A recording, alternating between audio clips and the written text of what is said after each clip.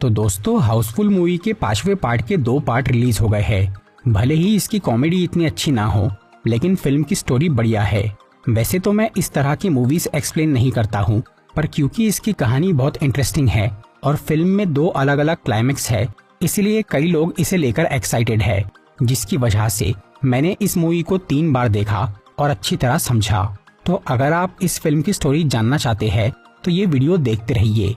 आज मैं हाउसफुल 5A और 5B को शॉर्ट में एक्सप्लेन करूंगा, तो बिना किसी देरी के आइए देखते हैं।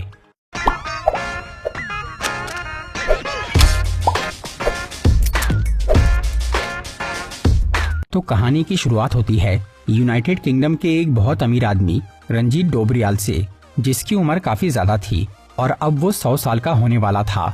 इसलिए इस मौके पर वो अपने प्राइवेट क्रूज पर एक बहुत बड़ी पार्टी रखता है, जहां कई बड़े सेलिब्रिटीज आने वाले थे। लेकिन बर्थडे से एक दिन पहले ही रंजीत की उस क्रूज पर मौत हो जाती है।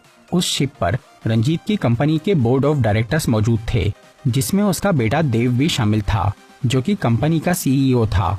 ये सभी लोग रंजीत की मौत की खबर बाहर नहीं जाने देते और वो बर्थडे पार्टी भी कैंसिल नहीं करते, क्योंकि उससे कंपनी का शेयर मार्केट गिर सकता था। लेकिन अभी सबसे बड़ा सवाल ये था कि कंपनी का मालिक किसे बनाया जाए, क्योंकि देव रंजीत की दूसरी बीवी का बेटा था। इसीलिए उसे नया बॉस बनाने से सब लोग कतरा रहे थे।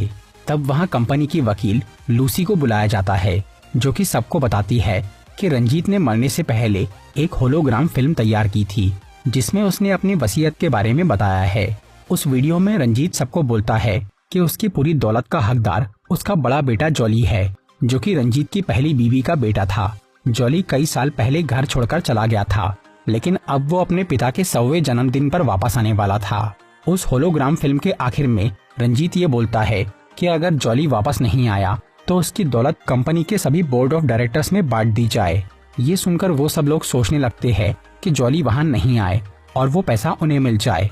लेकिन बर्थडे वाले दिन जलाबुद्दीन नाम का एक आदमी उस क्रूज पर आता है और वो खुद को जॉली बताता है। उसके साथ जारा नाम की एक लड़की थी, जो कि उसकी बीवी थी। कंपनी के मेंबर्स के पास जॉली की कोई फोटो नहीं थी, लेकिन रंजीत ने उन्हें अपने बेटे की कुछ निशानियां बताई थी, जैसे कि वो लेफ्टी है, उसकी कमर पे जलने का घाव है और उसकी बीवी फॉरेनर है। ये सारी निशानी इस जलाबुद्दीन से मैच हो रही थी, इसीलिए सब लोग उसे जॉली मान लेते हैं। पर तभी जलभूषण नाम का एक आदमी और उसकी बीवी शशिकला उस क्रूज पर आते हैं। ये आदमी भी खुद को जॉली बताता है। फिर जूलियस नाम का एक आदमी और उसकी बीवी कांची वहाँ आते हैं। ये भी जॉली होने का दावा कर रहा था और इन तीनों ही आदमियों के पास वो सारी निशानियां थी जो कि रंजीत ने अपने बेटे के बारे में बताई थी। इसलिए वो सभी जॉली आपस में लड़ने लग जाते हैं और खुद को असली और एक दूसरे को नकली कहते हैं।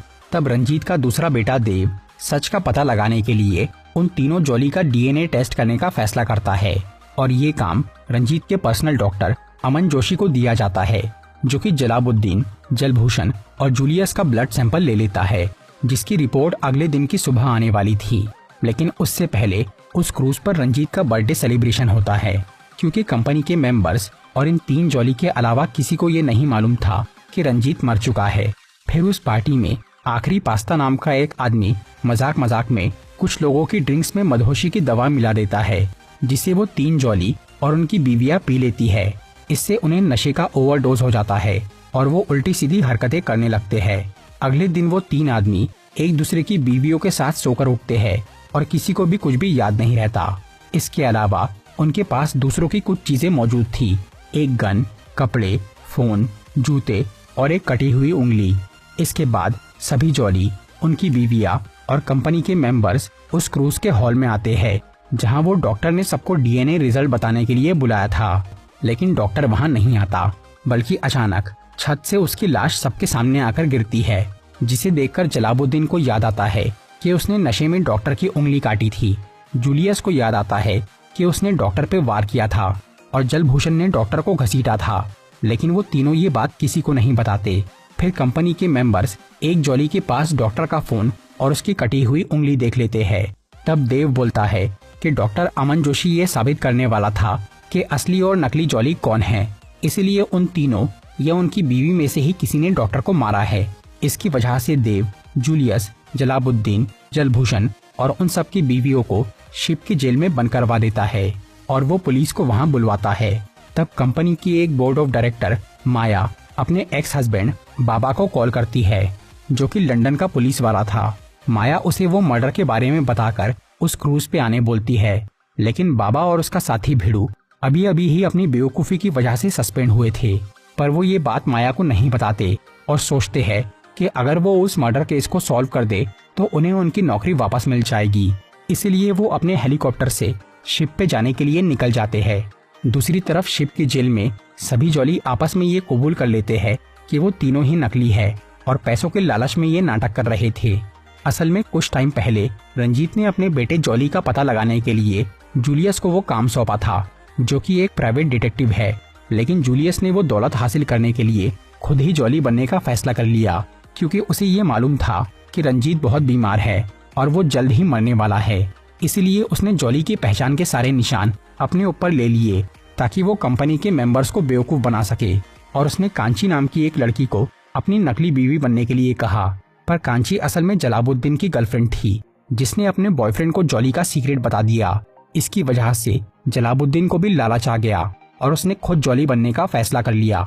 और क्योंकि कांची जूलियस के साथ जा रही थी, इसलिए जलालुद्दीन ने ज़ारा नाम की एक लड़की को अपना प्लान बताया और उसे अपनी नकली बीवी बनने के लिए कहा। लेकिन ज़ारा जलभूषण की गर्लफ्रेंड थी, जिसने अपने बॉयफ्रेंड को वो बात बता दी। इसलिए जलभूषण ने भी जॉली बनने का सोच लिया और उसने शशिकला को अपनी नकली बीवी बना लिया। इसके बाद जूलियस, जलालुद्दीन और जलभूषण रंजीत के मरने का इंतजार करने लगे। और जैसे ही वो खत्म हुआ तब वो तीनों उसके बर्थडे वाले दिन जॉली बनकर क्रूज पे आ गए। लेकिन उन्होंने सोचा नहीं था कि वहाँ 3 तिगाड़ा काम बिगाड़ा हो जाएगा, ऊपर से वो डॉक्टर का मर्डर। इसलिए अब उन्हें ये डर लग रहा था कि पुलिस वहाँ आते ही उनका डीएनए टेस्ट करेंगी और वो तीनों नकली जॉली बनने और मर्डर केस में फंस जाएंगे।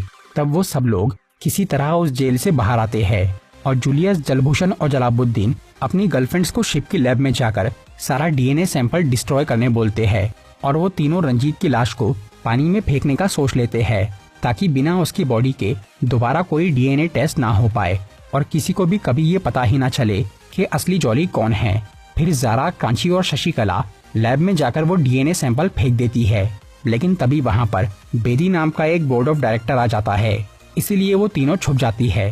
फिर वहाँ उन्हें दिखता है कि बेदी वो डॉक्टर की लाश से कुछ छेड़छाड़ कर रहा है, जिसका वो वीडियो बना लेते हैं। और उन तीनों को ये यकीन हो जाता है कि बेदी ही उस डॉक्टर का किलर है।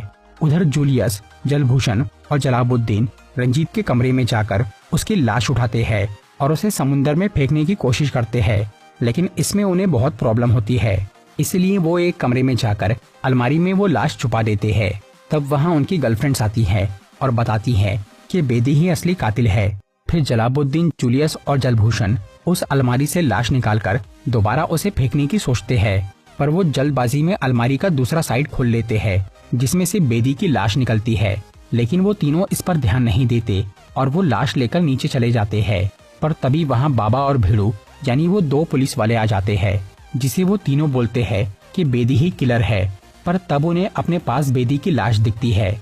इसकी वजह से उन तीनों को फिर से जेल में डाल दिया जाता है और पुलिस उनसे सख्ती से पूछताछ करती है। लेकिन पुलिस को ये समझ में आ जाता है कि उन्होंने कोई मर्डर नहीं किया, इसलिए भिड़ू और बाबा उस क्रूज की छानबीन करते हैं। इससे उन्हें मर्डर की पूरी कहानी समझ में आ जाती है। उस रात किसी ने पहले डॉक्टर की उंगली काटी थी। वो काम जलालुद्दीन ने नशे में किया था, पर वो खूनी नहीं था। उंगली कटने के बाद डॉक्टर अपनी लैब में गया, जहाँ किलर ने उसके मुंह में पीनट ठूस दिए, क्योंकि अमन को पीनट से एलर्जी थी। तब डॉक्टर वहाँ से भागा और वो एलर्जी से मरने ही वाला था।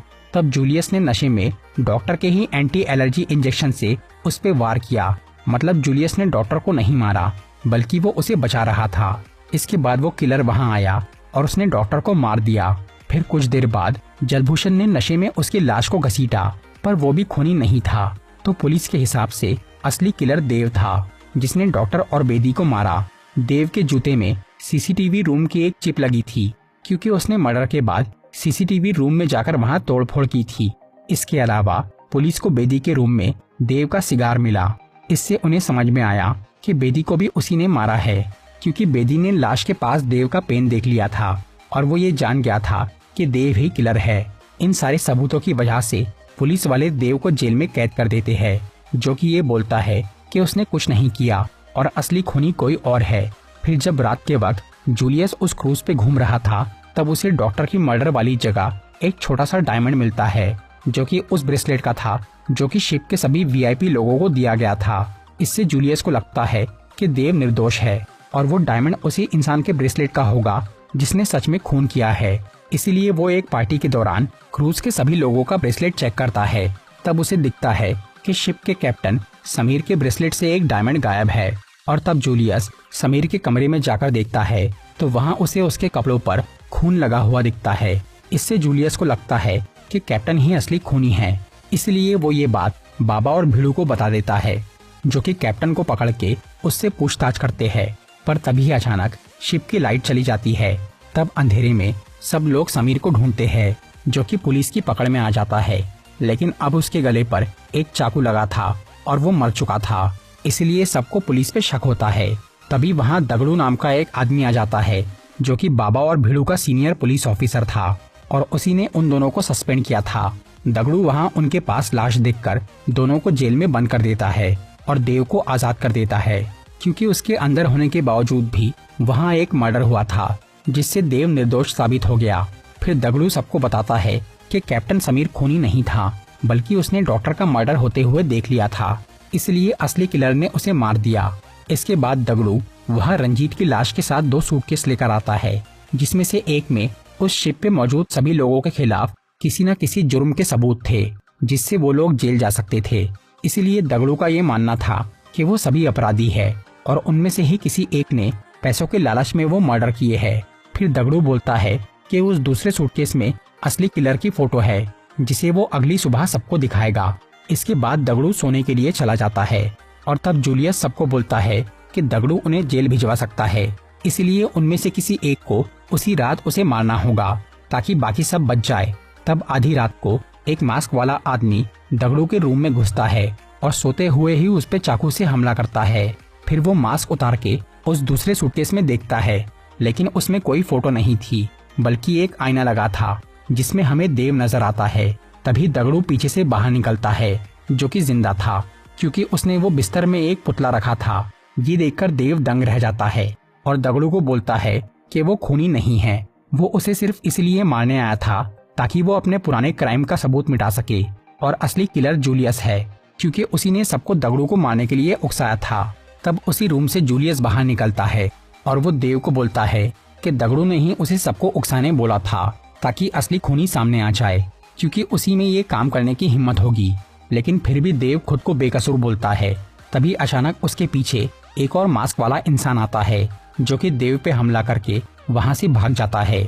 इससे देव मर जाता है और फिर जूलियस उस दूसरे आदमी का पीछा करता है, जो कि गन से उसे मारने की कोशिश करता है। तब बाबा और भिड़ू वहाँ आकर जूलियस को बचा लेते हैं, क्योंकि दगड़ू ने उन्हें जेल की चाबी दी थी और सही वक्त पर बाहर आने के लिए कहा था। फिर उस आदमी का मास्क निकल जाता है, वो असल में जलभूषण था। दूसरी तरफ दगड़ू के रूम में देव उठ जाता है और उसे मारने की कोशिश करता है, पर दगड़ू उसके वार से बच जाता है, क्योंकि उसे मालूम था कि देव जिंदा है।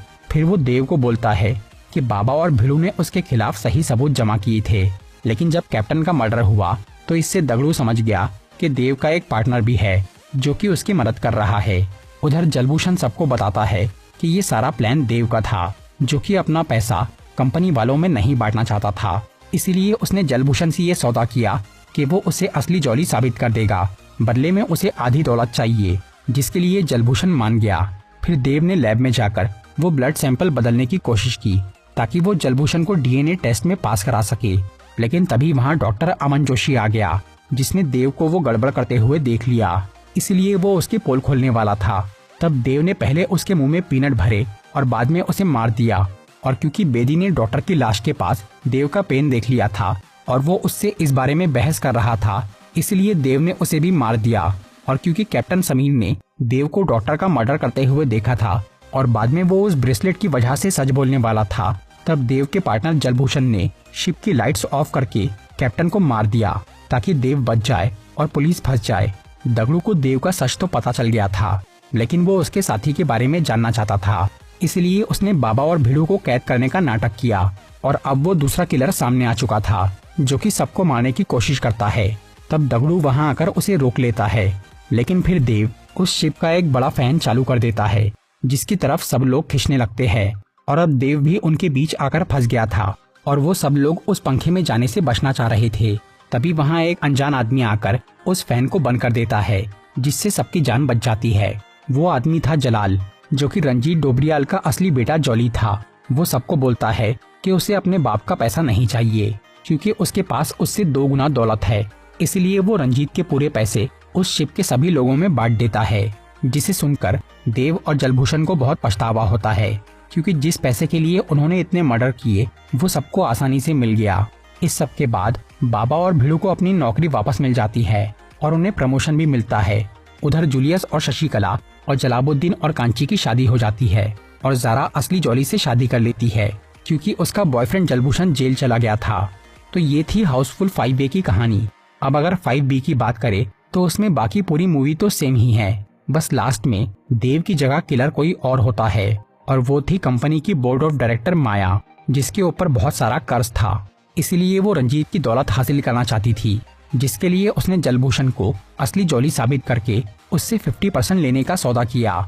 मतलब इस पार्ट में भी जलभूषण ही दूसरा किलर था। स्टोरी के पहले वर्जन में देव ने वो ब्लड सैंपल बदलकर डॉक्टर को मारा था और फिर बेदी को, लेकिन इस वर्जन में माया ने उन दोनों को मारा। इस पार्ट में भी बाबा और भिड़ू को देव के खिलाफ मर्डर के सबूत मिले थे, लेकिन इस बार वो सबूत माया ने देव को फंसाने के लिए तैयार किए थे, जिसे दगड़ू पहचान लेता है और उसे ये भी पता चल गया था कि माया का एक पार्टनर है जिसने कैप्टन को मारा, क्योंकि उसने माया को डॉक्टर का खून करते हुए देखा था।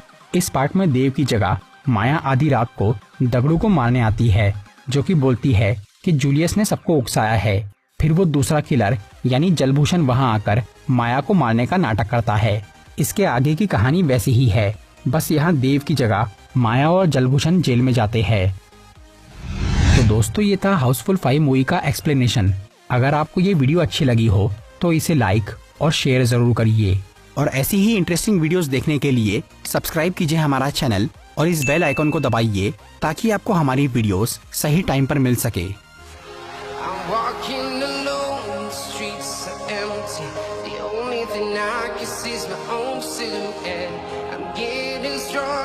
Step by step, the clock is ticking, but there's no time for me.